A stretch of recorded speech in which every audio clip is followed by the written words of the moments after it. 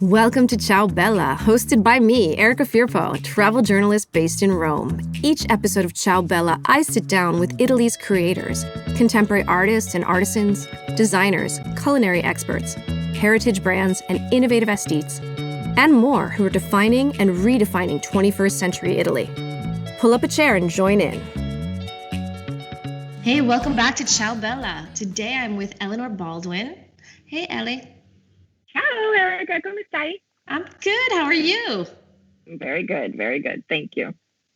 Eleonora is a friend of mine. She's a journalist, and she is what I like to consider the cheesiest TV celebrity I know. And I feel like I've been saying this for the past 24 hours because I've been so excited to talk to you. One of the reasons why I call her the cheesiest is because she's the host and creator of a primetime hit called ABCheese, which is the funniest name for anything in the world. It's so good. So cheesy. It's so good. Very cheesy.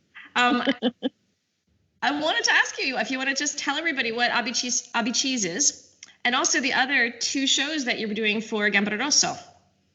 Yes, correct. So Gambero Rosso is the Italian equivalent of the Food Network, let's say. It's Italy's prime food channel, let's say. And my show ABCheese, it's so cheesy. Every time I say it. I love it. Like if you have no idea the smile it gives me. Well, because in Italian, when we say the alphabet, we say ABC. We don't say ABC. So ABCheese is the natural. Exactly. It's so good. It's so good. And mainly it's the alphabet because my intent on the show was to taste them all. That was the claim. I want to taste them all. And I want to make an index and make an alphabet of all the cheeses. Now that is an impossible endeavor, mainly because Italy does not have one representative cheese per region. So 20 cheeses. It has 650 DOP cheeses, meaning that they are made in a certain way and are restricted to a certain area. Plus you have all the combinations.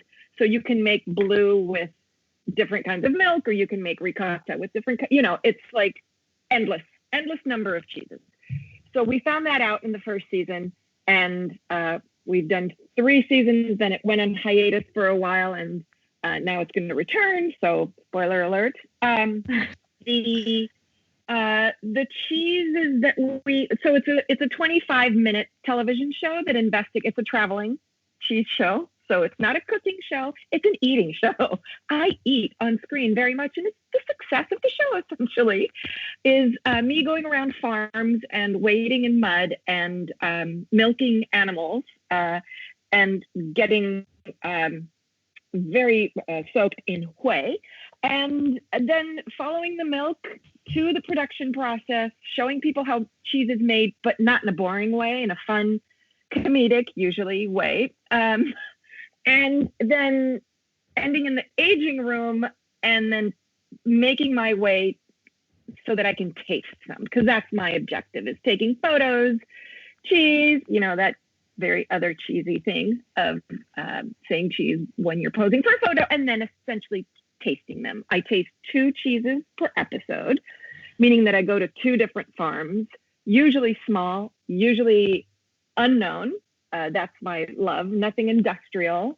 And then I invite the 2 producers that I've bugged the whole episode to dinner or lunch. So we end around the table toasting and in a standoff of which of the 2 cheeses used by a chef in 2 recipes gets the gold. And they always do, both of them, obviously. So with ABCheese, you said you finished 3 seasons. Yeah. Is that correct? So with ABCheese, how many cheeses have you enjoyed? Well, counting, each season is 10 episodes. So that's 30 episodes. That's 60 cheeses? But that's 60 cheeses on camera. Then there's the cheeses that the producer says, here, try this now. Or can we just shoot this little, segment and then we won't use it? We use it all the time. So I would say I've tasted over the course of filming about 100 cheeses. Yeah, I would say about in the hundreds. Yeah. And then okay, and I love my life. And that's That's just shooting because I know that you probably tasted like you're probably one of the few people that's come close to trying every single Italian cheese. I bet. I bet you're up in the 500 range. You're right. Probably that. I I just even tried the cheese with the little maggots in it, and we won't linger on that anymore. That's the one cheese I could have done without, but all the others but you are still like, did it. so don't ask me which is my favorite. You also have two other shows that I'd love to hear about and love for you to share. And then I just want to let everybody know that this is not a whim. Eleonora is also she's got a great blog called Aglio, Olio e Peperoncino, which is food, travel, and lifestyle. And she has, of course, a really cool tour company called Casa Mia Tours, which is custom culinary adventures all over Italy. But I want to get back to those two other shows. Yes. Okay, so another show that I did, since I wanted to also, these shows essentially they talk about my passion for food. And I didn't think anyone would be interested in that, but they are, which is wonderful. So I talked about this crazy woman who gets in her car and drives miles to go eat obscure cheeses. And then on the wave of that, I said, well, maybe they're interested in knowing that I'm also half American because I was born in the States and raised here. I have one parent was American and my mom is Roman. So I wanted to show that duality and give back also and debunk a myth that American food is all junk food. So I called a show What's America, and inspired by Alberto Sordi when he does his skit of eating What's America, es Americano. He's like, he wants to be American and then ends up eating spaghetti with his hands. I did a show on, again, one season. This was one season, 10 episodes on not all American food is junk. So we talked about how to build the perfect burger, Italian-American recipes like spaghetti and meatballs and fettuccine alfredo, and, banana bread, and how to make your own peanut butter and how to make your own ketchup, and trying to bring back the nobility of these very interesting cultural expressions of our culture. So that was called What's America, and it was a lot of fun to shoot.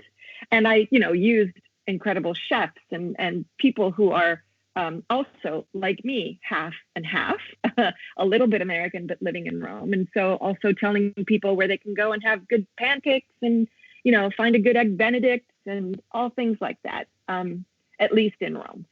Not as pan-Italian as ABCheese, but it was a fun show to shoot. And then the last thing that I did, which was a lot of fun, it was right before the spring, so it was in the winter.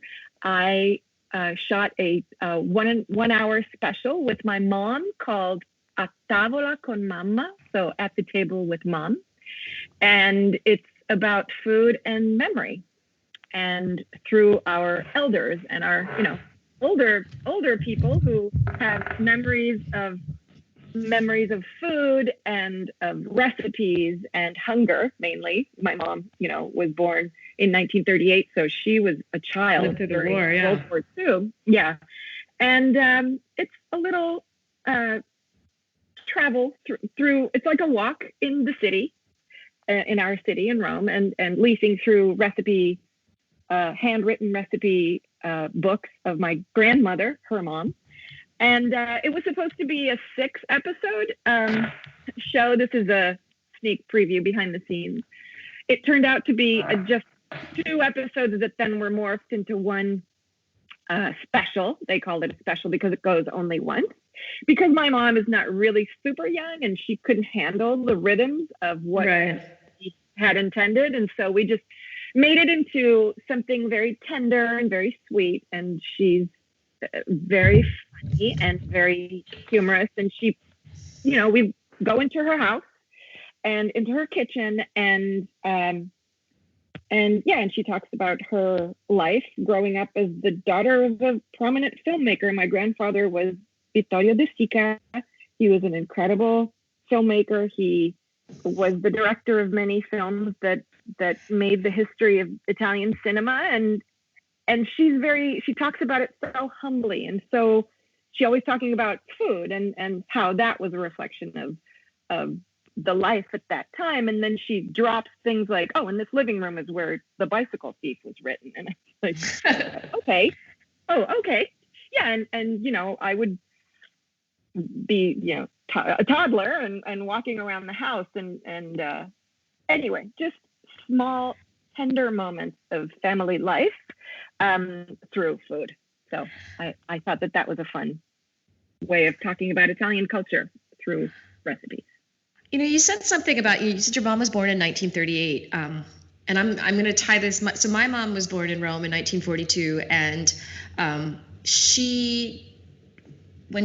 I guess what the story is, and this now is going to really tie back into you and cheese, is that she developed a milk intolerance.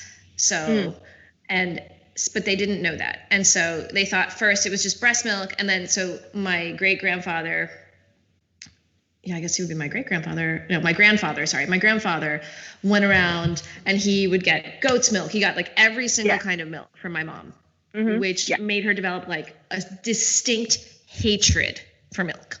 And to be honest, for anything creamy and cheesy. So like she only likes Parmigiano cheese. Exactly, because of that, exactly. So when I grew up, like the only cheese, like, I mean, yes, we'd have like a good mozzarella every now and then, but it had to be really good. But like literally my mom was like, no, cheese is horrible. So that's why I'm so excited to talk with you about cheese, because cheese became this thing. Like it was a slow, quiet, tentative experiment for me as a child, because all I knew was like milk and cheese were horrible because my mom couldn't stand them. And it's really funny because she also didn't like peaches for some inane reason, so I believe they were bad too. Love them now. I realized my mom was very opinionated and opinions from when she was a kid. So I now really love cheese, and because you are the cheesiest person and you love food so much, and it's such a pleasure. I've had the opportunity to walk around with Eleonora, walk around Rome and talk about food. And this is even cooler. And I mean, like this combination for me. I'm a big cinema junkie. So as she mentioned, her grandfather was Vittorio Di Stica, and he did the Bicycle Thief. He did a numerous amount of amazing films that won Academy Awards and all sorts of awards. And we walked around Rome, and I got I'm going to go nerdy. I got a little taste for Italian cinema along with food with Eleonora, because you're able to bring it together. I think food and cinema are obviously, they're always tied together, but walking on the streets of Rome and talking with you about your grandfather, about cinema in general, about the cinema that you've worked on as well, and then tying it in and eating the food in that moment, or eating the food in that scene, or like feeling that scene through food is super cool. So I thought, okay, wait, I love talking to Eleonora. I love her passion for food. She is the cheesiest person. We're going to talk about cheese.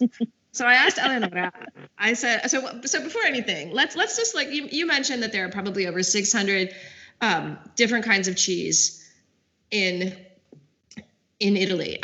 So as you were saying that, I was saying to myself, would I say cheeses or would I say kind of cheese? Like, is it okay to use the plural for cheeses or cheese? Now I'm confusing myself. Now I'm caught in this.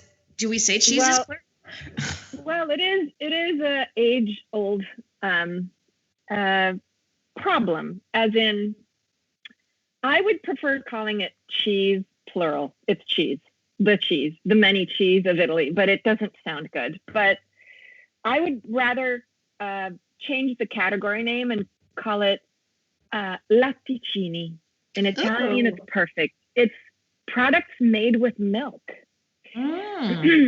which also includes things like ricotta, which is not a cheese because it's a recooked liquid that is drained away from curds during the cooking process. That's my sound effect of my mind being blown. Nice. So that doesn't have, and I won't get technical, the precipitation of casein, which is the protein, but it is also considered a cheese. So let's call it a broader spectrum. So all things milk. And there's an author Clifton Fadiman, who said cheese is milk's leap towards immortality. It's true because it's a live organism, and you should never swaddle it in plastic and poor thing, take away its oxygen supply. So cheeses versus cheese. I'm going to leave that suspended, but we can talk about milk products. So anything made with milk and rennet. So anything that makes cheese or acid, that makes milk coagulate or become solid. So it's a magic thing. Essentially, it's a magic trick. You turn liquid into solid, and then you age it, and then you eat it, and it makes you happy. So it is the magic trick. So before we were recording this, I asked Eleonora to pick some cheese, some milk products, some latticini that made her happy. And I would love for you to tell us the ones you've chosen. Okay, so you can't ask a parent who's your favorite child or an artist, which is your favorite, piece or any of that. I decided to talk about a favorite style of cheese. So I could get, again, technical, bloomy rind, washed rind cheeses. These are all techniques of during the beginning of cheese making is all the same. You heat milk, you add an enzyme, and it makes it harden. You separate the liquid from the solid, and then you press, age, and that's it. That's as far as you go. Then how you age it and what you add in that milk and in those enzymes changes the style of cheese. Whether you wash the rind or you put it in a room full of spores, that's a different thing. That makes the cheese different at that point of the process. So I decided to go with a style that I am very much in love with, and it is the style of blues, very generically called blue cheeses, meaning the cheeses that are covered and or usually veined with blue/green molds, spores. It's a very polarizing food. I understand that. Not everyone likes blue cheeses because they are funky and they are covered in mold. I myself did not eat them until I was 15 because I thought that they were gone bad. Sorry, didn't cut you off. No. I was gonna say that if we think about it, they're healthy in the sense that they carry cultures of penicillin, which you might need to fight off an infection. And two, you can imagine that blue cheese was the last cheese that entered my palate of cheese eating. Well, in a family where milk was ostracized, I understand that. But then we'll talk about myths later. But I mean, blue cheese, you have to be adventurous. You have to be brave. You have to be dared by someone. You have to be, maybe there's a boyfriend involved. There's got to be things that really make you decide to try something that's crawling with mold, because mold for us is something negative. Again, it's penicillin. So I knock on wood, I haven't had a cold in a long time. It's because I consume huge amounts of penicillin. I like to think of it that way. But I didn't eat blue cheese until I was 15. Then emulation. I was seeing a girlfriend take a piece of blue cheese and put it on a pear and eat it. And the gesture was so sophisticated that I had to imitate her. And there was an epiphany. I had like an explosion of flavor. I call that. Did you ever see the film Ratatouille? That's the Ratatouille moment. Yeah, exactly. That's like the pairing. Oh, that's that. Yeah, I've had those moments with cheese as well, with milk products. Ratatouille. And so I decided to, with Erica today, to talk about blue cheeses. There's several. Blue cheese is not just Roquefort or Gorgonzola. There is so much more in the spectrum, because once you add those bacteria, the spores of Penicillium roqueforti or Penicillium candidum, or all of the various penicilliums that can be added to cheese to make it blue, you get a wide range of products. Do we want to talk about how the magic of making blue cheese, or is that too complicated for this interview. We could do it. We could see. Let's see how it goes. Because I do can make it very brief because it is possible, and it'll add appreciation for the blue cheese. For those of you who are on the fence. Okay, let's do it. Let's do it. You make cheese like you make any other cheese. Like I said, you heat the milk, you add the enzyme, you wait 20 minutes, and then it becomes pudding, and it's incredible. You cut it depending the size of how you cut the little globules or the grains. That changes the way the cheese is going to be in the end. Then you put it in a shape, you press it, and you put it on a shelf for 3 weeks. Okay, so it's aging. After 3 weeks, what you've done in the meantime, while you were mixing in the enzyme, you threw in a few of those spores, those penicillium spores, but they're dormant. A little bit of mold may form on the outside of the cheese after a week or two, but still, inside is creamy and nice. What these spores are oxygen loving. So what you do is you pierce the cheese with needles, special needles, and you let air in. And once the air is in, those spores magically activate on their own because they finally have oxygen, and they create those beautiful veins, which give flavor, complexity, texture. I'm salivating, all of those elements that go in the crazy, funky world of blue cheese. So that's the magic of making blue cheese, is get air in there and I will give you magic. So which blue cheeses should I talk about? I would like to talk about those blue cheeses that are made with, Gorgonzola number one is the cheese, the blue cheese that everyone knows, but Gorgonzola can be soft, it can be sharp, it can be old, it can be young. So that's I think that's the cheese that when people think of blue cheese in Italy, that's all they think of, correct? That's all they think of. And Gorgonzola is made in the town of Gorgonzola. So when you go there, you're actually in the cheese, in the world of Gorgonzola. It's made with cow's milk, and it's a very young. When it's young, it's creamy and it doesn't have a shape. And so they wrap it in like this golden tin foil. Oh yeah. It's fantastic. And then as it starts to age and lose moisture, it becomes more sharp and more tangy and more gym bag and more feet because it stinks. Okay, so it does stink, but the flavor is so good.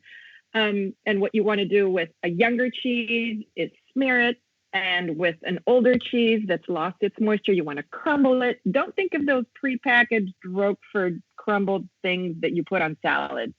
That's something else. Here you're looking at we're so far away from that like prepackaged supermarket cheese. Yeah.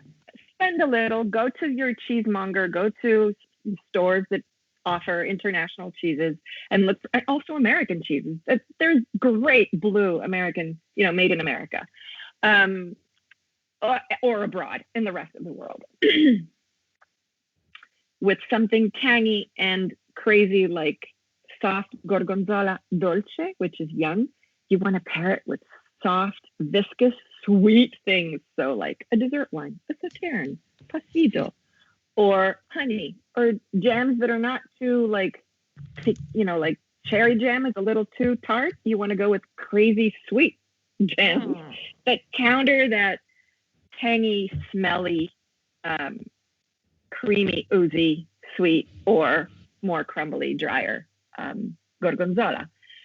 And that's a pairing that makes the cheese really, you can have it on its own. I'm a big fan of not mixing stuff with cheese, but also never pickles on the cheese board. Please, I know it's great for Instagram, but don't do that. And yeah, no. It's like an insult. So that's, the cheese pairing that you do at home. Then there's cheeses like Blue 61, Blue 61, or Amore Primitivo, one from the north and one from the south of Italy. They're very similar, but they're completely different. One is sweeter and the other is more, it's like a different balance. Blue 61 is a soft blue cheese that's aged in passito wine and covered in red berries like Ribes Rosso. I think that's like it's not a cranberry. It's like is it lingonberry? It's Rebus. It's Rebus. It's like a mulberry, let's say. Yeah, I'm trying to think because that's one of those words that I'm always looking for in English that I never find, but I like but And it's I like made by sorry. no, go ahead. It's made, yeah. It's made by my friend Alessandro Carpenedo. It's a 3-generation cheese maker in Treviso, in Veneto. Is it true that it was made as a wedding gift? Yes, his father, Antonio, founder of the Carpenedo Casearia, named his cheese after the year he and his wife, Giuseppina, got married in 1961. So to me, that's romantic. That's so romantic. That is so. I would love that.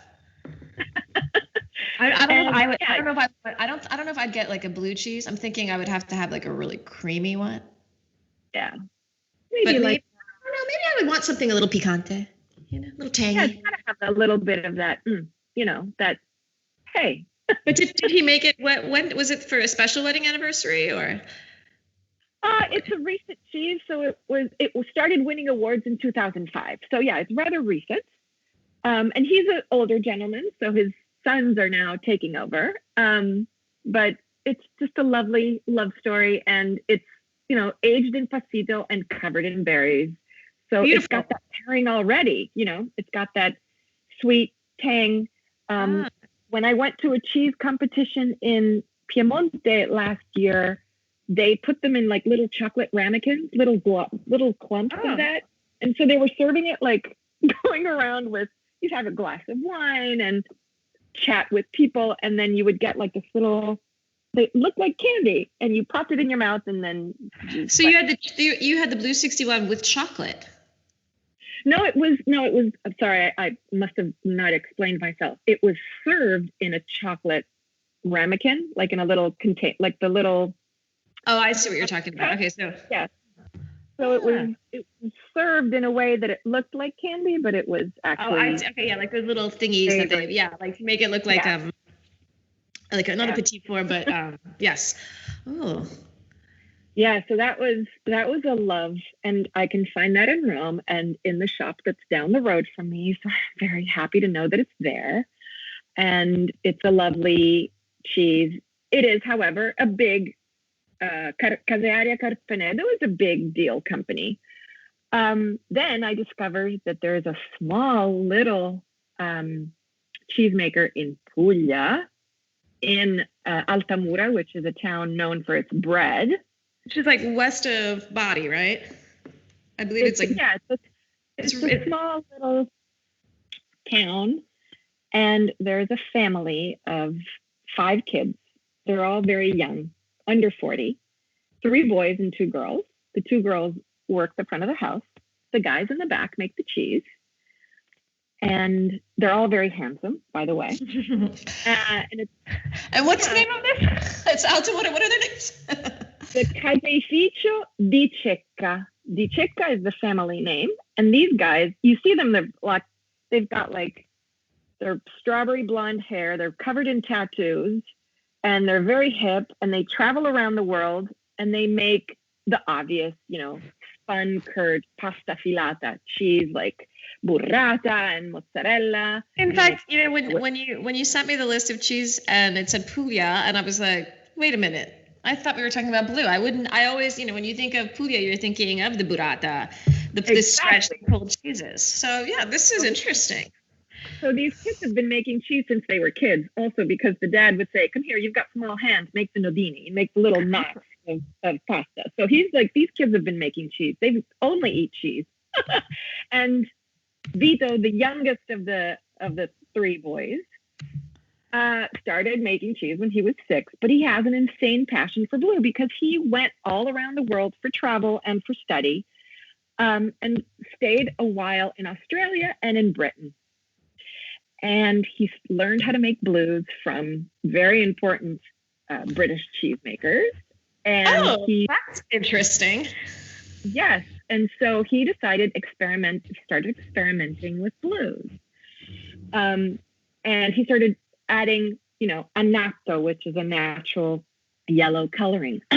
He started working with these blue veins. When he proposed to his girlfriend, he didn't do it with champagne and strawberries. he soaked a heart-shaped blue cheese in Primitivo wine, which is a Puglia wine, covered in cranberries.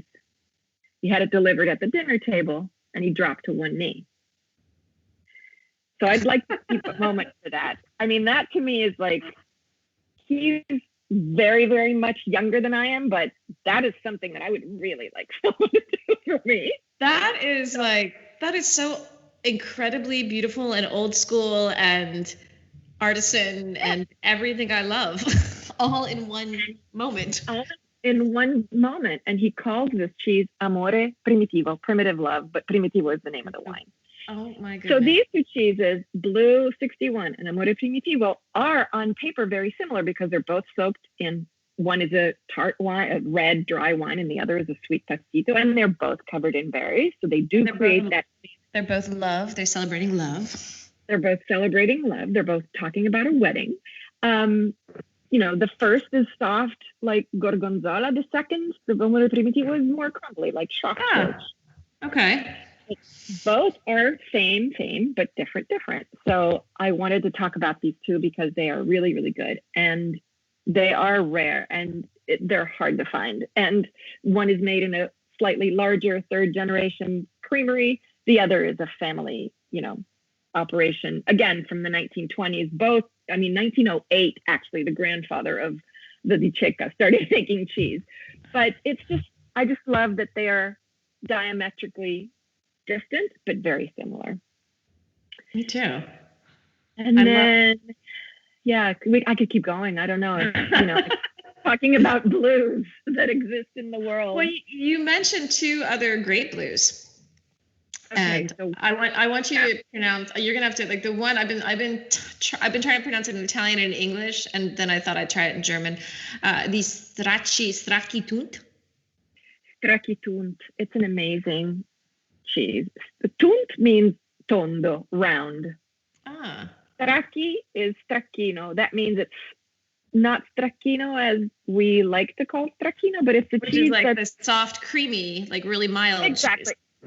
It talks about the fact that it's strack, it's tired, and so it kind of rests and creamifies and becomes creamy. So Stracchitunt is just a fantastic blue that I had the fortune of seeing being made during the show. And where is it from? It is from the Bergamo area. So in the north of Italy, in Lombardy. And it really is more than a cheese. It's a culture. It's an area that has recently had a lot of trouble. And so I'm happy to give back to them. And it's a geographic expression of people. And it's only made in that certain area.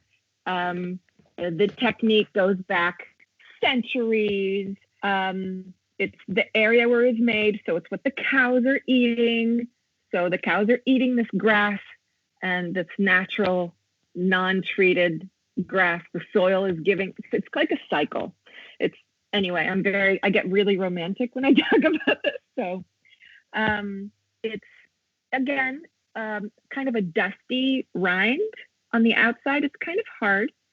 The inside is kind of yellowish, and it goes towards gray at the end of the season because obviously the cows are not eating green grass, which translates into beta-carotene. So they're eating more dry grass, and so the color of their milk changes and the color of the cheese changes based on the color of the milk.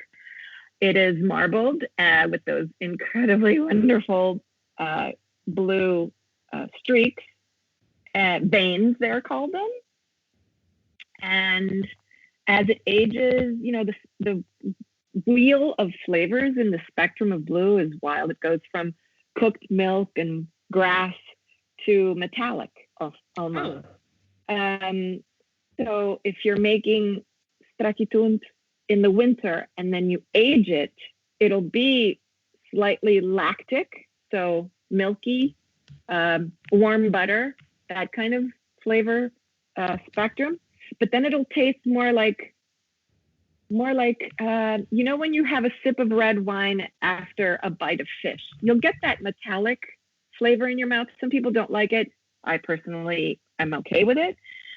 That's what happens when you get a taste of aged strakitont.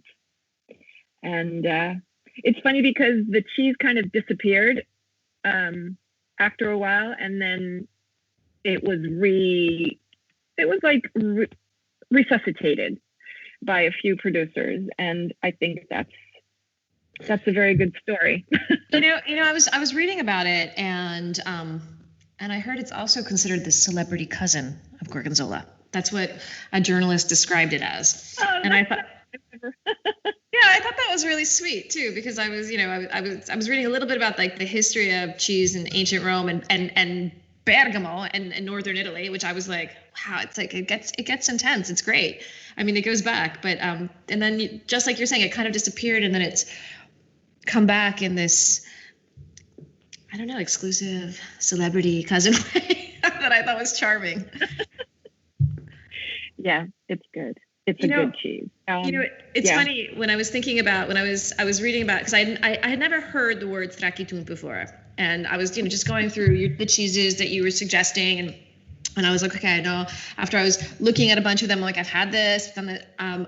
Darius and I had a dinner at. Do you know Enrico Cirea? He's got a restaurant in Bergamo called Da Vittorio. And yes. And he has another. We were at his second restaurant. So we were not in Bergamo, but we were at his second restaurant, which is not in Bergamo. And we had this incredible, beautiful dinner that was, he's a Michelin star chef, but it was not like, it was to me the perfect version of Italian Michelin, because it did not require much thinking on my part. It was not too conceptual. It's just like delicious, incredible cuisine that was from primarily Bergamo, that like his family recipes. And we had this, and it was long and it was fun, and we were talking with him. We had this great time, and then he's like, "Oh, wait a minute, we're not finished." And we were like, "Okay." And he brought out the cheese plate, and we were like, "Whoa!" And he's like, "No, these are all cheeses from basically Bergamo, Lombardia, right? It's all from the region of Lombardy, and then primarily from around Bergamo." And I think my taste buds by that point had already expired. And I was like, oh no. And Dara looks at me and he was like, just whatever wine you suggest, we can handle this. And it was because he loves all the blue cheeses, and it was just all different, really tangy, beautiful blue cheeses, latticini, milk products.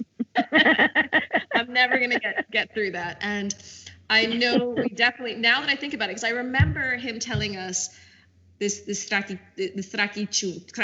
I can't even say it, because I remember kind of laughing at the name, and but I remember thinking, oh, are we having a stracchino? And I think Darius and I afterwards were like, oh, that was a cool stracchino. And it was not. And I remember Enrico being like, these are incredible cheese from my region, and I brought them here. And we were like, wow, like that's like some commitment to Lombardia. Yeah. And there's a saying, that's the reason why he brought it out at the end of the meal, is because there's a famous Lombard saying, I think it was coined in Bergamo, saying, la boca non la straca sino la sa de vaca. So the mouth is never tired until it tastes like cow, or it doesn't have milk, So you got to end the meal with cheese. That's actually great. That completely makes sense now that I think about it, because you do also the side like this. I distinctly remember from the ending of that dinner, the sides of my tongue were extraordinarily tired at the end of it. That makes any sense. Tired, but also you're digesting, because the blues, and if they're aged, yeah. Now I know you have one last cheese that is from the area as well. Yes, another northern Italian, but a lot of people, you have to think that blue di bufala, blue made with bufala. I mean, and now my voice becomes, I get all of nice, warm, fuzzy feeling. It's the union of two of my favorite situations, milk products, mozzarella di bufala and blue. Mozzarella di bufala is that incredible soft young cheese run runny and liquidy, that's made with the milk of water buffaloes, not bison. Don't think of bison. That's something different. Water buffaloes are Asian bovines that now thrive in the marshy lowlands of central and southern Italy. But there's also northern regions of Italy that use that beautiful, rich, fatty milk of the bufale to make different kinds of cheeses besides mozzarella. I won't tell you how these. Yeah. And mozzarella was making cheese from this incredible milk. I don't know how these water buffaloes arrived in the Mediterranean, probably during the Norman period in Sicily, which is, a chapter unto itself. Saracen and Moorish invasions, maybe coming from the east, brought it into Sicily, which was a new dominion. And then under Frederick II, my love of my life, unfortunately, there's several centuries between us. In the 13th century, slowly migrated to the current areas where they are now. But at that point, this genius decided to use this fatty, more concentrated milk of the females to make mozzarella and Epiphany. The 12th century monks in Capua were already making cheese with cow's milk, and then they started using the buffalo milk. Anyway, I'm getting really, really too technical. Back to Bergamo, Gorgonzola type cheese, Blu di Bufala, is made with this buffalo milk. Imagine making blue cheese with that same fatty, concentrated, sweet milk of the water buffaloes. It's, again, make that mind-blowing sound. I was just about to. This is mind-blowing. I had no idea. Yeah, that's what I say, that we have 600 DOP cheeses in Italy, but then just change the milk and you have many more. You have you can make cheese with cow, goat, sheep, buffalo. So make cheese with donkey milk. We don't in Italy, but you just think of the possibilities. Just swap one ingredient and in the classic technique, and you've got a completely different cheese. So Blu di Bufala is that. It's like, again, talking about marriage. It's the marriage of an incredible technique of making blue, but you're using a milk that's foreign to that area and that is intended for a completely different style of cheese. And it's just happy. So it's really, really soft, I'm guessing. It is. It's soft because it's good to not age it too much, to start consuming it when it's about a month or 2 months or 3 months. I wouldn't go past that because otherwise it starts getting a different kind of tang that is. We call that funky. Is that the technical term? I like funky, so no, it would just lose the. You would lose the bufala element because the blue veins would take over too much, and you wouldn't have that. I wish we could keep talking only about all the crazy different cheeses that people don't expect, because I think we're gonna have to do this again, and we're gonna pick another kind of cheese, because I think there is that reputation when everybody's like, oh, I love burrata, I love mozzarella, I love Italian cheese, I love Parmigiano, and there's I feel like we have maybe there's 4 kinds of cheese that people really get into, and there's which is normal, Parmigiano is great and it's all over, and mozzarella, like a nice streccia can't be beat. A good burrata, can make me cry. No, you just scratch the surface with, yeah. There's infinite numbers and small producers and inventions and innovations, like these kids in Puglia, they started making blue with what they had available. So, yeah. So, and also and the Sardinian shepherd that makes cheese in his garage. Hygienically challenging, but incredibly good. So earlier you made a quick little side comment, and you were like, do not put a pickle on a cheese dish. I would love to know how you serve. What would you serve? How many cheese would you put on a cheese dish? What would you serve with it? Okay, if we were going to do a little blue afternoon. Okay, so just blues, you mean? Or a variety? Well, actually, on the cheese board. Because I don't. A cheese board of just blues is like for curd nerds like me. I would do a little bit of a variety.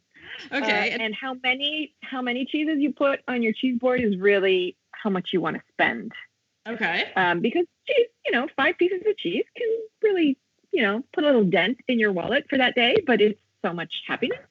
I would go with 5 different as a minimum, and I would cover all the milks if possible and all the styles. So I would have a pecorino, thing made with sheep milk, and then you'd have to pick which pecorino. So you want something really sharp and salty and chalky, you would go with pecorino romano, but then your taste buds are gone. So I would go with something a little more mild. So a pecorino either from Sardinia, which is slightly smoky, again, aged 12 to 18 months, or I would go with a pecorino Toscano, something Tuscan, a little more mild from Siena, from Pienza, something a lot more approachable. Then I would pick for milk, cow's milk, I would would include a blue. So I would go with a basic gorgonzola, nothing too, so not the blue 61 or anything with other elements on it. I would pick cheeses that are as is. So a basic gorgonzola that's maybe mild, so it doesn't freak too many people out. And I would have that. Then I would have buffalo milk. If you don't want to use mozzarella di bufala, I would use either ricotta di bufala. Oh my God. Another moment there of contemplation. Or maybe, instead of the mozzarella, I would have like a creamy, spreadable goat cheese, chèvre. Not everyone likes the goat animal, the gamey kind of tang of goat milk. That was one of the last cheeses that I learned to love, but really without it, yeah. Interesting. I'm not a big yogurt person, so it's in that side of the world. So it's got that little bit of barnyard. Do you like Greek yogurt? I'm starting to love it. I put a lot of honey. Melty, like a Swiss kind of cheese. I'm talking about like big groups of cheeses. I'm not talking about, so Fontina is fantastic, but then how do you not put like a caramelly Comte if we're leaving Italy, go to France, or like butterscotch. It's like butterscotch in cheese form. Oh my gosh. Taleggio, a big washed rind, orange, sticky, tacky, outside, inside. Smells like, oh my God, people are going to be running away from the cheese table because so much, but it is so good. That's in the camembert, in the brie world, let's say. So yeah, about 5 different styles and different milks, if you can vary. And then the pairings. I would have fresh sliced pear or apple. It's a palate cleanser. It's not so much pairing them together. It's between bites you want to clean and reset. Oh, I see how you're doing this. Interesting. Or jam, and never pickle. Yeah, I think that would just like kind of contradict the taste that you're having. It would just change it up, right? Yeah, it would just take over. But I will suggest to everybody that you should do a pickle tasting where you get just only pickles, and you just try every different kind of pickle possible. And I'm happy to do that with you, Eleonora, anytime. But I think we would have to like go to New York and source some really good ones there. Now, actually, that brings me to a good question. I know you love cheese, and you mentioned that you're lucky because you have a cheese spot, or maybe it's an alimentati around the corner from your house. I'd love to know where in Rome, what are your favorite cheese spots? In Italy, too, or in the world? Well, there's number one cheese in Rome is in your neighborhood, is Beppe Suoi Formaggi. He's so fantastic. He's so 4th generation cheesemaker. Has his own cows in Piemonte and his own sheep in Sardinia.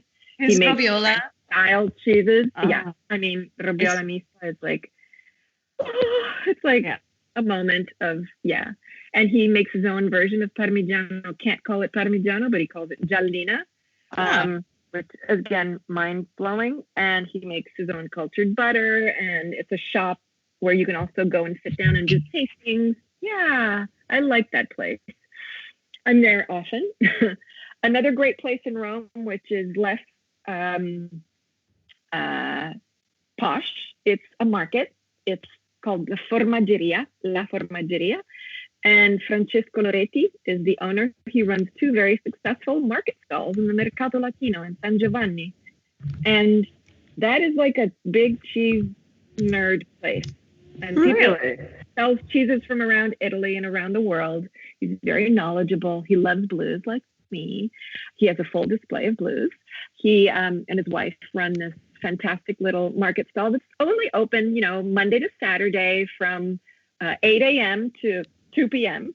And then if you're in the inner circle at 2 p.m. when everyone else is shutting down, he starts doing like private tastings and things we're not talking about anything legal here because he's not supposed to be selling cheese out of, after hours. But then he's like, a friend of mine's coming and bringing special pecorino. Do you want to do a cacio e pepe face-off with me? Yeah. And you show up and there's like people uncorking wines and here, try my wine. Or here, this is a little That's a friendly get together. That's just a little friendly get together. And I was introduced to him by a wonderful, common friend who runs the blog Romewise. She lives in that neighborhood, Alyssa, and she brought me there. So I have to hats off to her for that. In Bergamo, we talked about Bergamo, there is a great place called Il Formager, and it is Giulio Signorelli. He's a lovely little old man. He looks like a little elf. His family has been making cheese since the 1920s, and it's a shop that I wish we had in Rome because it's only cheese. Here we have the salumeria, like the delis. They have cured meats, bread sometimes. They diversify. Giulio only sells cheese. So that's like, yeah, I would love a shop in Rome that's dedicated simply to cheese. Beppe, for example, in Rome, they have other things because they're not confident that cheese alone can cut it, but it can't. It's funny. It's funny. I was thinking about how, Italy compared to France or Rome compared to Paris, there's a cult of cheese shops. In France is known for its incredible cheese shops, and and France does have a lot of great cheeses. Like hats off to you, France. Yeah. And Italy kind of gets like second city status, and not I said second city, second. It's like kind of in the shadows when, as we're saying, 600 different kinds of cheese that are counted right now, probably many more. And we don't really have and I think people don't, we're a little bit less confident. It's like France has all the confidence. They're like, of course we're going to have a cheese shop and you're going to want to go. And everyone's like, yeah, of course, because it's France. Whereas Italy, we're like, sometimes. Yeah. And more in the north, so in Milan, there's Tech. It's a fantastic place called. And La Baita del Formaggio, it's another great shop in Milan that focuses only on cheese. In Bra, funny name, it's called Bra, like beer. In Piemonte, they have Giolito, and he is like Alessandro Giolito. You can call him like Mr. Cheese because he has invented many cheeses that we love. In Bolzano, there's Degust. So a gentleman called Hansi Baumgartner. He left behind like a Michelin star chef status and opened a cheese shop in 1994. He's probably the best name, Hansi Baumgartner. Yeah, Baumgartner. That is yeah, he sells cheeses that he selects, and he matures cheese in his own cave. I mean, is that enough? But then in the South, also, there's shops that are dedicated to just cheese. One of my favorites is in Naples, a city that I hold very dear to my heart. It's called Sogni di Latte. And I met the owner recently at a cheese competition. He actually got an award. He sells 250 to 300 different types of cheese. Gino Sorbillo, who is a famous pizza chef, goes there, shops there. He created the Quattro Latti pizza topping, which has blue di bufala, which we talked about, pecorino romano, goat's milk ricotta, and burrata on the pizza. Insane. And they also in Naples, which is not, it's a place where it's a less affluent area of Italy, but they sell the noble milk. Noble milk is kind of a dairy crew, like champagne, of the Campania Apennines. And it's that kind of milk that it's like inviting you to take big sips from a glass, leaving you like the got milk. Oh, yeah. Yeah, that sounds It's like good. that kind of milk that you just want to you just want to guzzle. And then another Southern Italian cheese shrine is in Ortigia, our beloved Ortigia in Sicily, and it's Fratelli Burgio. I mean, it's very popular, but you can get those big at the end of the market on the left side when you walk to yeah, those guys are great. Yeah, they sell those big saffrony blocks of Piacentino Ennese, which is this incredible cheese that's studded with peppercorns. And they also sell a version that's studded with whole shelled pistachios. The bricks of Ragusano cheese, that's, again, pasta filata. There's a special goat from the area called Girgentana, and they have cheeses made with that. And then, ready? Make that sound again. The tricotta, not the ricotta. It's a ricotta that's cooked not twice, but 3 times, because after it's lost all of its moisture, it's baked in the oven. Yeah. I mean, tricotta, I can't even, Oh, and the Girgentana is, I've actually seen them. If you go to Agrigento and you go to the Valle dei Templi, they're right in the archaeological site. Yeah, and they're so beautiful. They're like with those beautiful horns that are like spiraling up. And and they've got big, long white beards, and they're very, goats are very smart animals. Sheep, you can kind of herd them together and tell them what to do, and they get scared very easily, and they like the flock. Goats are smart. They have their own mind. They're like, I'm going to go on that mountain and I'm going to eat that little shrub that's vertically, the laws of physics don't apply to sheep, to goats. Exactly. Well, as you can see that, Eleonora, you know so much, and it's so much fun talking to you about food. And one of the things, like, I keep proposing this idea. I mean, I'm like, it seems like I'm joking, but I would like to do just a food road trip with you. Me too. I just think it would be so much fun. But I was so happy when I was on your website, and I saw, if you go on the Casa Mia Tours website, so casamiatours.com, and you look on the top, it says, I believe it says digital. And I was like, what are you talking about? What do you mean you're digital? Because one of the beauties of what Eleonora and her partner, Gina, are doing is they're organizing these on-site intense food tours. But I don't think that, and food experiences. So it's not just food tours, it's really experiences. And an experience, I'm going to let you define that.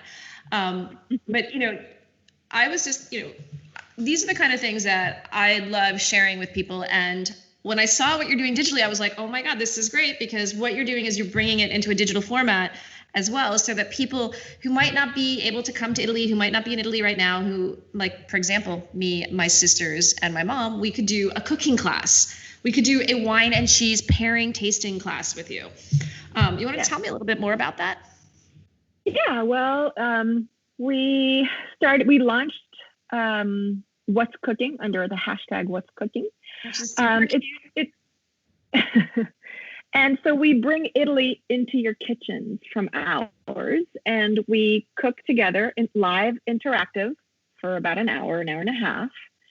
And we teach you how to make very simple recipes that a house, a home cook can make. Nothing, no molecular cuisine. We have very skilled chefs that can do that, not us. We teach, we don't teach, we're not teachers. We share together, we cook together fantastic recipes, like we fry arancini together, or we make pasta, hand-rolled pasta, or, I'm doing actually, and will be doing more in the spring and beginning of summer, seasonal vegetables. So right now it's artichokes. Next week it'll be something else, because it's a very narrow window. How does it work? So I like when you're talking about seasonal products. Like, so basically I would sign up, and then I have to source everything. Yes, we send you a week in advance or more. We send you, depending if the things are more difficult to find, we send you a shopping list with ideas of where to source ingredients. Valid alternatives. If you are gluten-free and you don't want to fry with beer batter, I can give you an alternative that's gluten-free. We kind of mix it up with vegetarian preparations as well if people are not happy to eat meat. And we then give you, it's Zoom. It's done on a platform that can do conferencing. And we cook together at the same time. We check in and look at everyone's kitchens, and so it becomes a communal at a distance, a communal experience. So the in-person cooking classes are fantastic because you get to go into people's homes. Our chefs our cooks are all people that open their homes to our guests.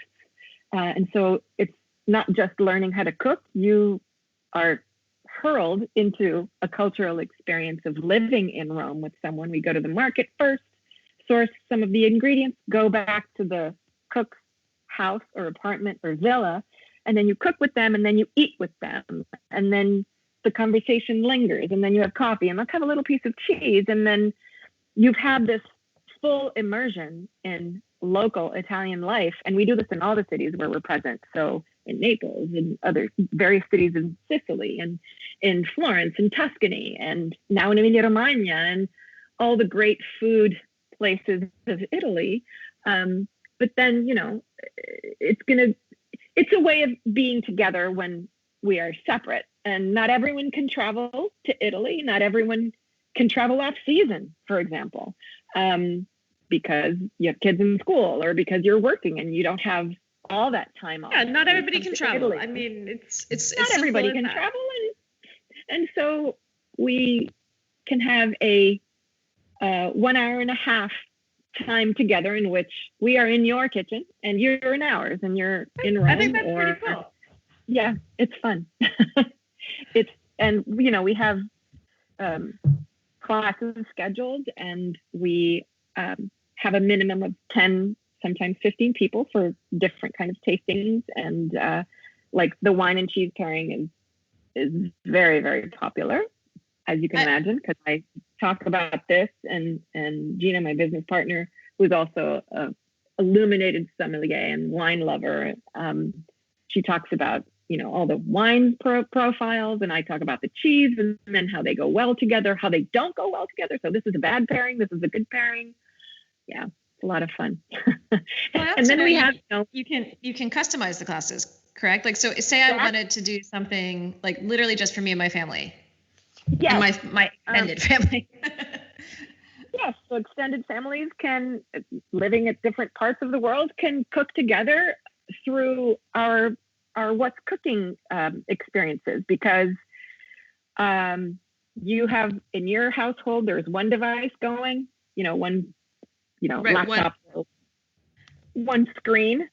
And then we have one in, the other side of the world in Florida. And then we have another one with your family, your cousin in the southern part of Rome, or,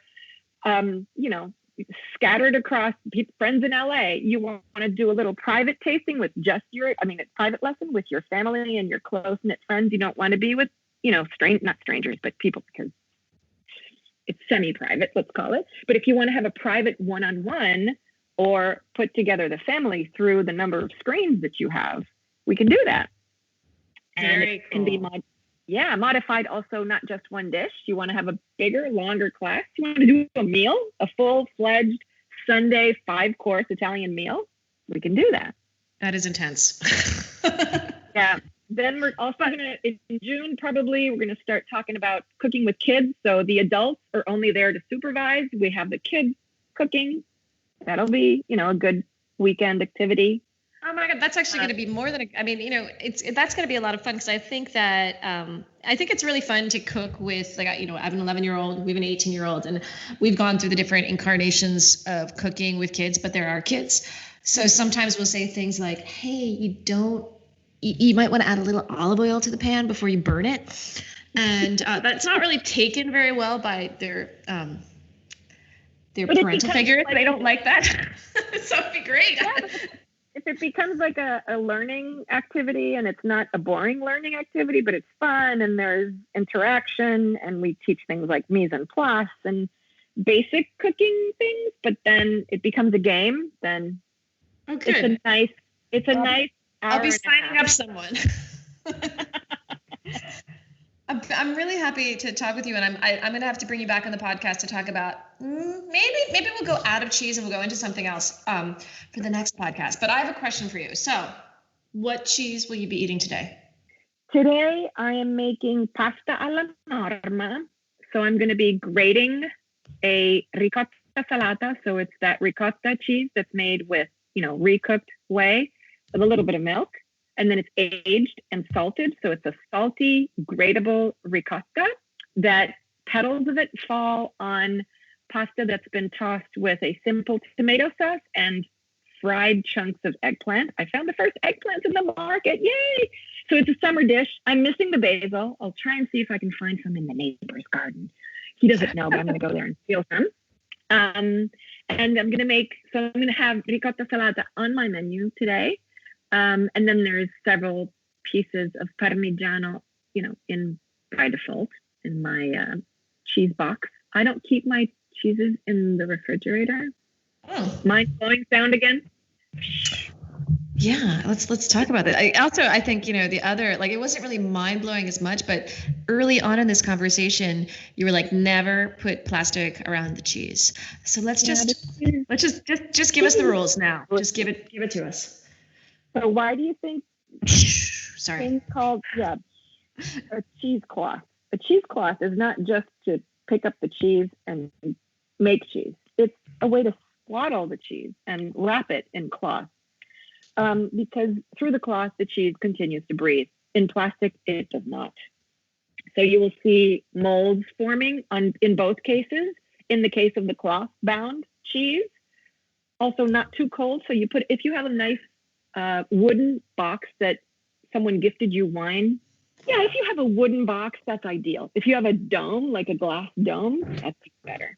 Just have the cheese away from the fridge. But if you're swaddling it in cloth, it continues to breathe. It will form some molds. Those are perfectly fine. The cheese, don't throw away the cheese. If it's covered in a little bit of mold, just carve it off. In plastic, it will develop more moisture and different kinds of molds. But in that case, that's dangerous. Yeah, it kills the cheese. It kills the live organism. So plastic, If you have paper towels, wrap it in that paper towels and then put it somewhere so that the paper towel absorbs a little bit of the fat. What about the mozzarella? Mozzarella does not last in my household. Okay. Yeah, how can mozzarella last? You keep it out of the fridge in its liquid, anything left over in its liquid, submerged, and then not more than 2 or 3 days. Then it starts losing its life. So just eat it quick. Okay. I mean, I think that's eat it quick seems to be like my family motto. Why would you have it sitting around anyway? Any piece that's left over 2 days, you can use in a recipe. You could cook it down. But fresh, you just want to have it in the moment. Eating it with your hands and the wave dribbling down all the way down to your elbow, and it's a moment of happiness. So with that moment of happiness, I would love everyone to get that moment of happiness. Eleonora, will you share with us how people can find you? Yes, people can find me as Eleonora Baldwin, all one word, on Instagram, but also I contribute to the Casa Mia Tours Instagram feed and stories. You can find me on Twitter as Passerotto, which means little sparrow. I don't know what I was thinking. Again, you're little sparrow. I'm Moshireen. Yes, exactly. The gnat. We go together. But maybe it's better if you find me on the Casa Mia Tours social media. So Facebook, Twitter, Pinterest. All Casa Mia Tours, all one word, correct? Casa Mia Tours, yes, all one word. And look for the hashtag What's Cooking. You know that's always fun there to find. And yeah, that's me. Well, I'll be sharing. And my blog, I got Peperoncino. That's fun. Yeah, that's a little neglected now, but it's a fun place to go read.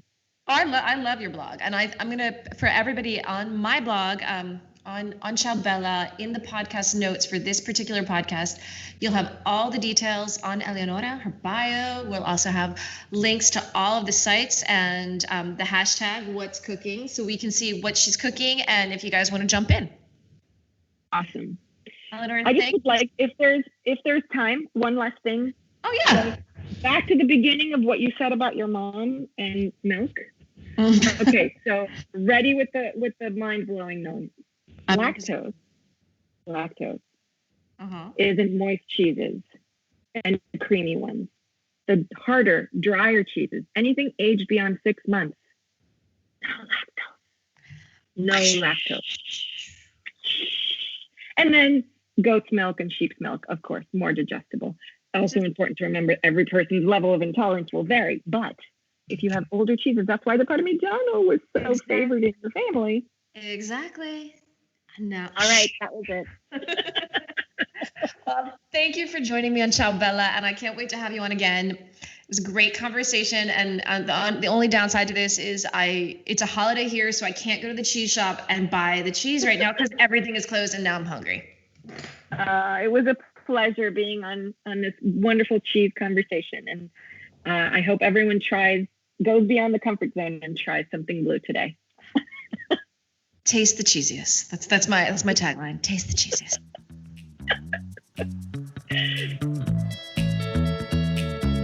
Thanks for listening to this week's episode of Ciao Bella. If you'd like to know more about today's guest, please visit ciaobella.co and click on the podcast link, or go directly to ciaobella.co/podcast. Want more Italy? You can find all my episodes on iTunes and Spotify and Stitcher. When you have time, subscribe to iTunes and rate the podcast. What are you waiting for? And if you want to be part of the podcast, email me or DM me your Italy questions. To learn more about me and my work, go to my website, ericafirpo.com, and follow my Italy adventures on Instagram at ericafirpo. Ciao Bella! And a very big thank you and hug to Massimiliano Yonta and Disc to Disc Studios, the producers of Ciao Bella, who continue to make me sound and feel great.